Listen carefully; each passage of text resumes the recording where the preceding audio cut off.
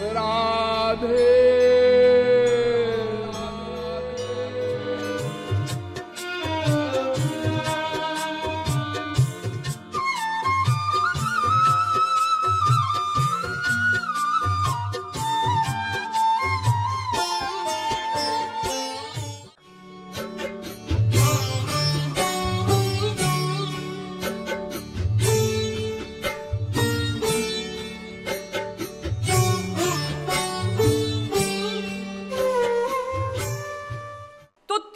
तत्व हैं, भोक्ता ब्रह्म, जीव भोग्य ब्रह्म, माया प्रेरक ब्रह्म, भगवान। और ये तीनों तत्व सदा से हैं, सनातन हैं। अजामेकाम लोहित शुक्ल कृष्णाम वह्वी प्रजाः सृजमानां स्वरूपाः अजो ह्येको जुषमाणोऽनुशेते जहात्येनां भुक्त भोगामजोन्यः। श्वेताश्वतरोपनिषद 4 अध्याय का 5वां मंत्र।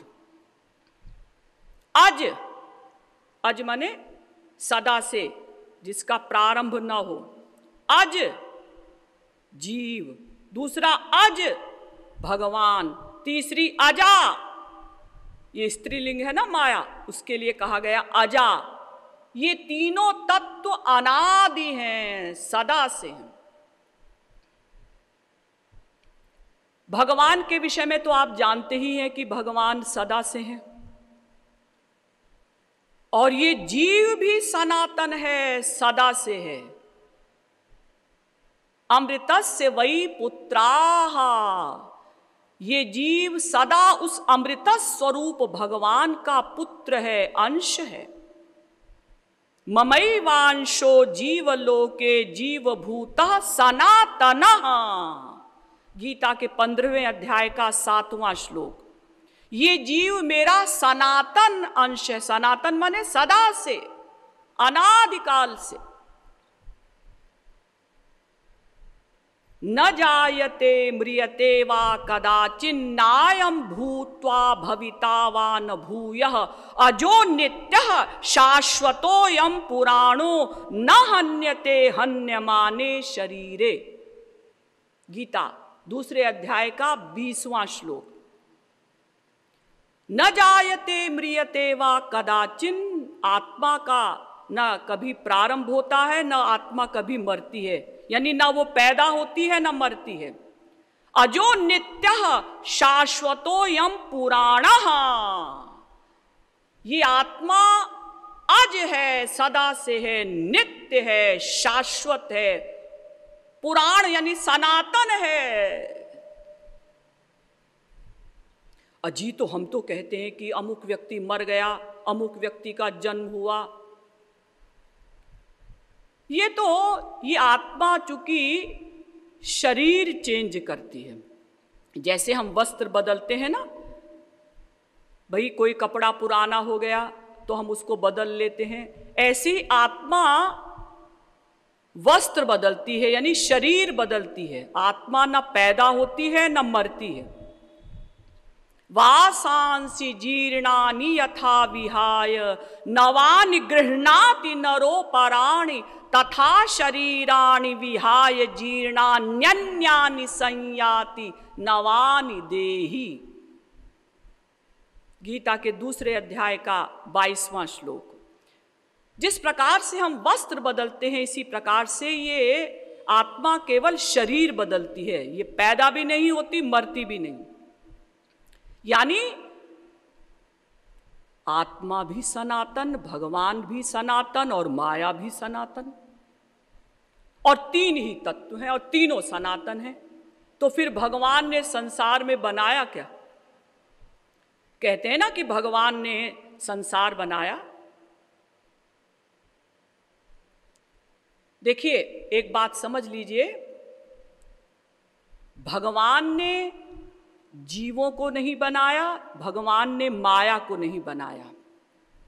इसी प्रकार से हम लोगों ने भगवान को नहीं बनाया, हम लोगों ने यानी जीवों ने माया को नहीं बनाया। इसी प्रकार से माया ने भगवान को नहीं बनाया, माया ने जीवों को नहीं बनाया। चौथी बात, भगवान ने भगवान को नहीं बनाया, जीवों ने जीवों को नहीं बनाया, माया ने माया को नहीं बनाया। इसी प्रकार से कोई किसी का नाश भी नहीं कर सकता। भगवान न जीवों का नाश कर सकते हैं, न माया का नाश कर सकते हैं। इसी प्रकार से जीव, हम लोग न भगवान का नाश कर सकते हैं, न माया का नाश कर सकते हैं। इसी प्रकार से माया न भगवान का नाश कर सकती है, न जीवों का नाश कर सकती है।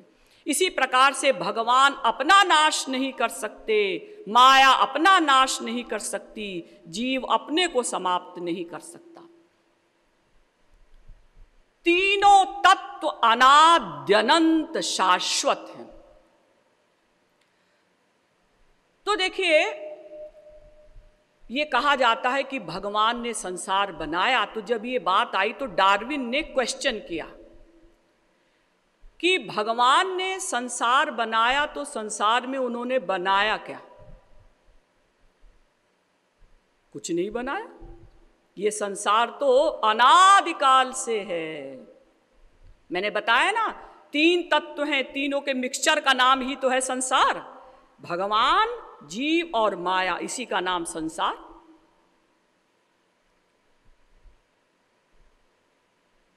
तो ये तीनों तत्व चूंकि अनादि हैं, इसलिए भगवान ने कुछ नहीं बनाया।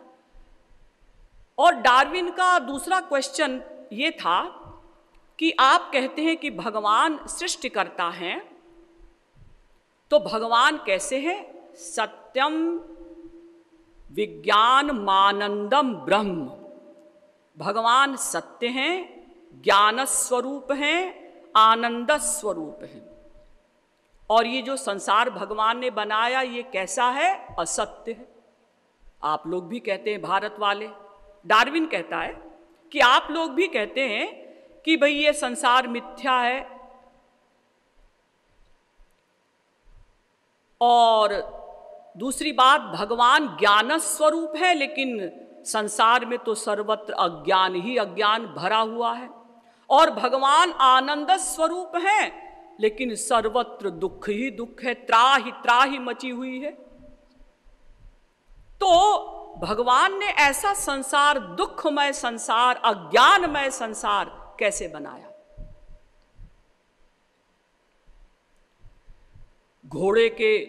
घोड़ा पैदा होता है, मनुष्य से मनुष्य पैदा होता है, मनुष्य से कभी घोड़ा पैदा नहीं होता, घोड़े से कभी हाथी पैदा नहीं होता।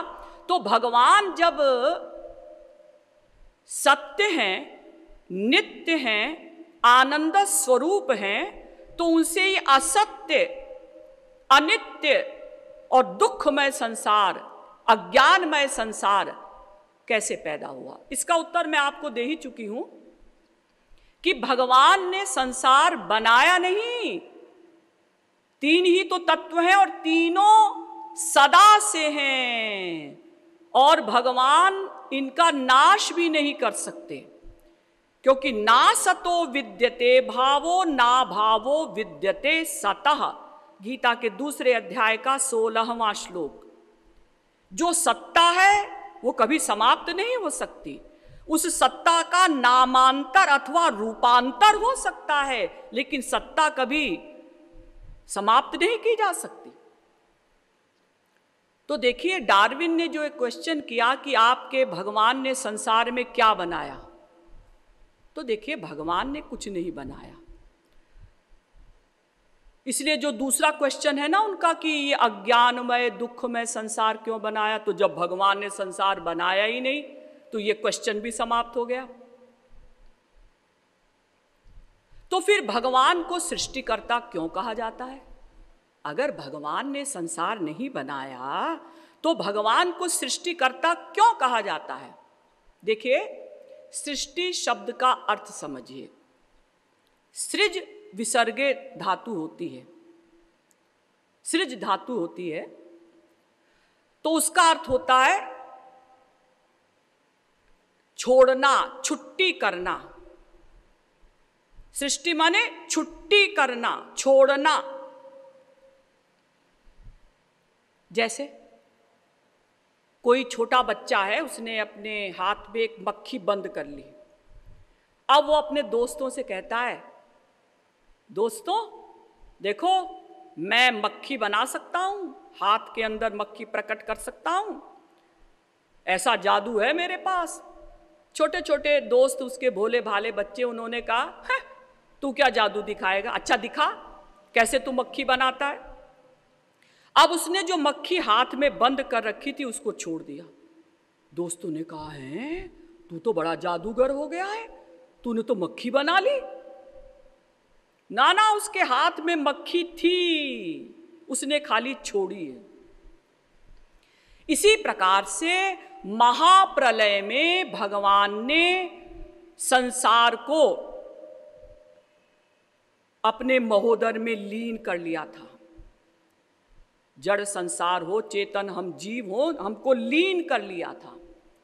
और जब भगवान सृष्टि करते हैं तो फिर उनको छोड़ देते हैं। महोदर में जैसे लीन थे उसी प्रकार से फिर भगवान ने उनको छोड़ दिया।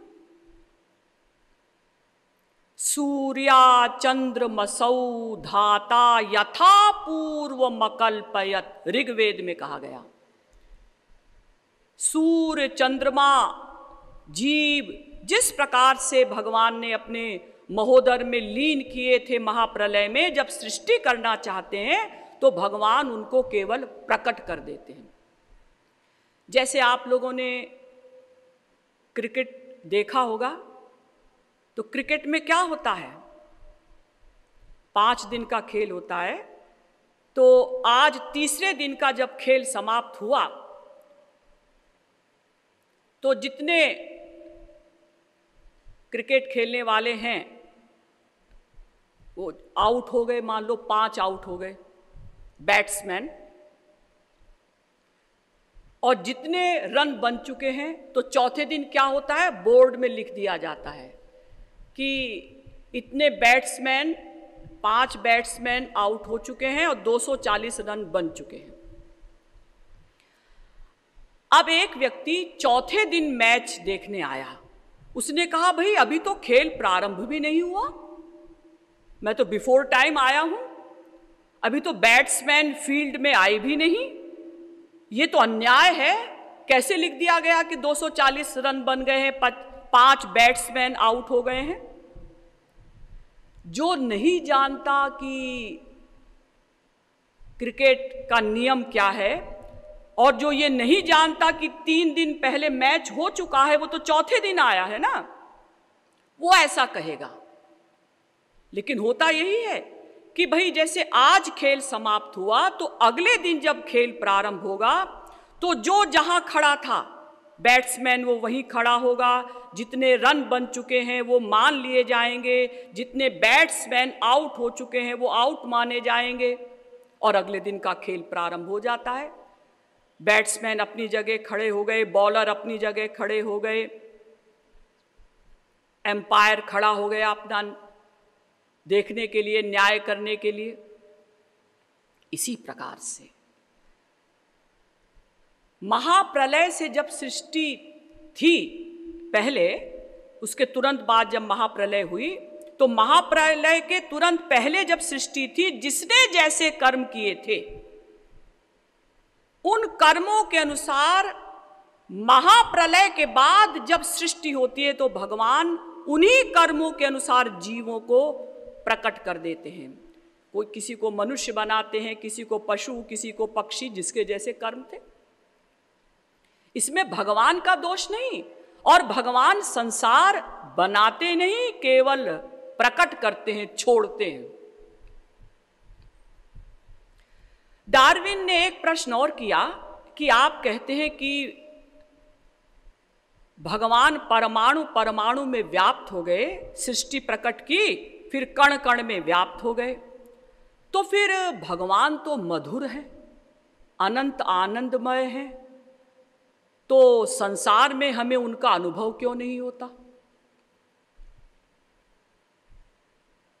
इसका उत्तर ये है, संक्षेप में समझिए, कि वो भगवान दिव्य हैं, और जिन इंद्रियों के द्वारा हम भगवान का अनुभव करना चाहते हैं वो तो प्राकृत है।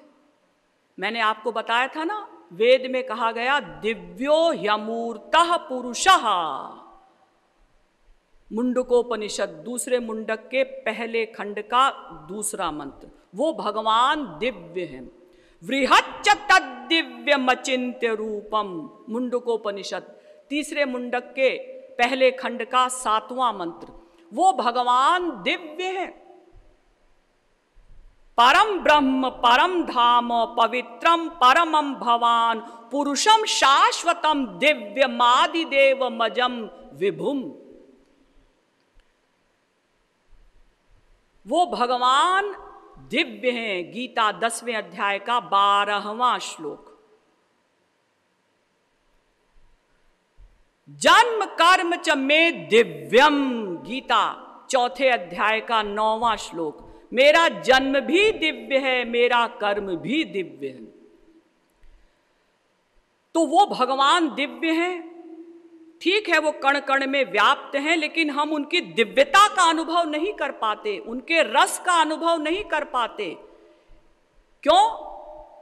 क्योंकि हमारी इंद्रिय मन बुद्धि प्राकृत है, माया की बनी हुई है। ये त्वचा, ये नासिका, ये आंखें, कोई इंद्रिय उनका अनुभव नहीं कर रही है। तो डार्विन कहता है कि भाई ऐसा क्यों? तो इसका उत्तर तो यही मैंने बताया कि चूंकि वो भगवान दिव्य हैं और हमारी इंद्रिय मन बुद्धि प्राकृत है, इसलिए कण कण में व्याप्त भगवान की मधुरता का, आनंद का वो अनुभव नहीं कर पाती। जैसे यूं समझिए कि एक व्यक्ति को आपने कड़वी नीम खिलाई और उससे पूछा कैसी लग रही है? वो कहता है कि बड़ी मीठी है। मीठी है? अजी नीम तो कड़वी होती है, इसको मीठी क्यों लग रही है? अब आपने दूसरे व्यक्ति को एक सफेद रंग की वस्तु दिखाई, बताओ ये कैसा रंग है? उसने कहा पीला। और फिलोसफर हैरान, क्या बात है, वो पहला व्यक्ति कड़वी नीम को मीठा बता रहा है और ये दूसरा व्यक्ति सफेद चीज को पीला बता रहा है। मेरे श्यामा श्याम, मेरे श्यामा श्याम, मेरे श्यामा श्याम, मेरे श्यामा श्याम, जेहि देखो प्यारो लागे श्यामा श्याम, जेहि देखो प्यारो लागे श्यामा श्याम, सुधि लेहु कृपालु हूँ श्यामा श्याम, सुधि लेहु कृपालु श्यामा श्याम, सुधि लेहु कृपालु हूँ श्यामा